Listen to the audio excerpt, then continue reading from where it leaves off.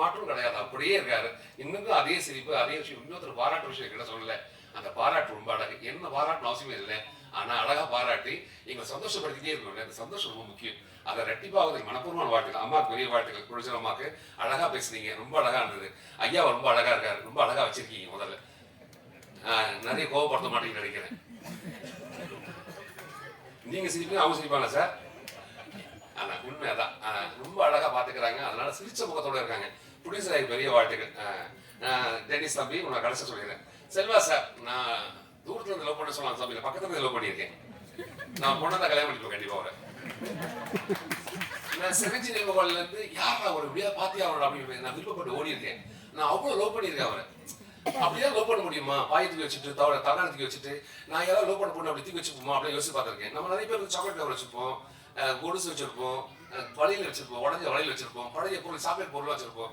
இதெல்லாம் வந்து தாண்டி தலைக்காணியை தூக்கிட்டு ஒரு பெட்ஷீட் தலைக்காணி ஒரு ஒரு மரண படைக்கிற ஒரு பிள்ளையோட தலைக்காணியை தூக்கி வச்சுக்கிறது வந்து எவ்வளவு பெரிய லவ் அது. அப்ப அந்த அவர் யோசிக்கிற விதம் எவ்வளவு அழகா இருக்குல்ல. செல்வாசனோட யோசனை பாருங்க, அப்படி ஒரு லவ் இருக்குமா அப்படின்னு. அப்ப எவ்வளவு லவ் பண்றாங்க சினிமாவை. அதனால சினிமாவுக்கு நிறைய கொடுத்துட்டே இருக்கு. அதுக்கு நீ எதை நேசிப்பாயோ அதுவாகவே மாற சொல்லுவாங்க. நீ நேசிப்பு தான். செல்வா சார் பேசவே மாட்டாங்க, ஸ்பாட்ல பேசவே மாட்டாங்க. ஒரு இடத்துல திரும்பி பார்க்கணும் என்ன, நான் ஒரு பயமுறுத்தினேன், அவர் என்ன பயமுறுத்தி போயிட்டாரு.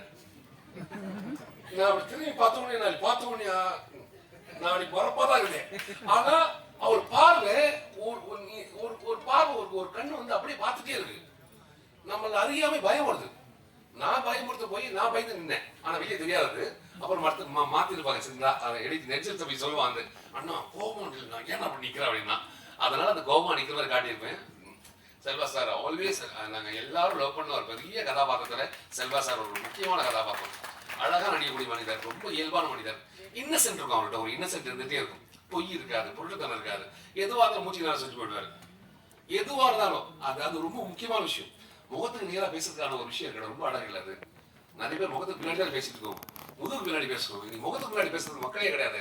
அப்படி ஒரு சிறந்த மனிதர் கூட நாங்க நடிக்கிறது பெரிய சந்தோஷம். நல்லா நடிக்கிற மக்கள் கூட நம்ம நின்னாலே போதும், நல்லா நடிக்கா தெரியுவேன். நான் அப்படித்தான் நின்றுருக்கேன், அதனால நல்லா நடிக்கிற மாதிரி இருந்துச்சு. அது எல்லா புகழும் என்னுடைய செல்வா சாருக்கு தான். நான் லவ் பண்ணேன், அவ்வளவு லவ் பண்றேன். Love you sir. எப்போ லவ் பண்ணிட்டே இருப்பேன்.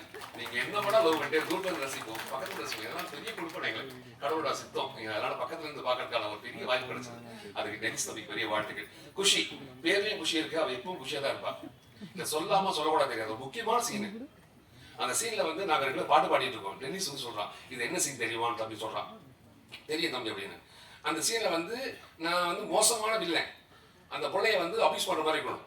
நாங்க ரெண்டு பாட்டு பாடிட்டே இருந்தோம், ரொம்ப ஜாலியா பாட்டு பாடிருந்தோம். முடிஞ்ச பிறகு சீன் முடிஞ்ச பிறகு எப்படி இருந்தது அப்படின்னா ஓகே அப்படின்னு. ஆனா எனக்கு தான் தெரியும் அது அதோட இம்பாக்ட் என்னன்னு அப்படின்னு. அது குஷி வந்து அவ்வளோ லைவா இருந்த பிள்ளை. அந்த பிள்ளை தமிழ் அவ்வளோ அழகா பேசும். நீங்க பேசுவா பாருங்க, அப்பதான் புரியும் உங்களுக்கும். அவ்வளோ அழகா பேசுவா அந்த பிள்ளை. தமிழை கத்துக்கிச்சு. அந்த பிள்ளைக்கு பெரிய வாழ்த்துக்கள்.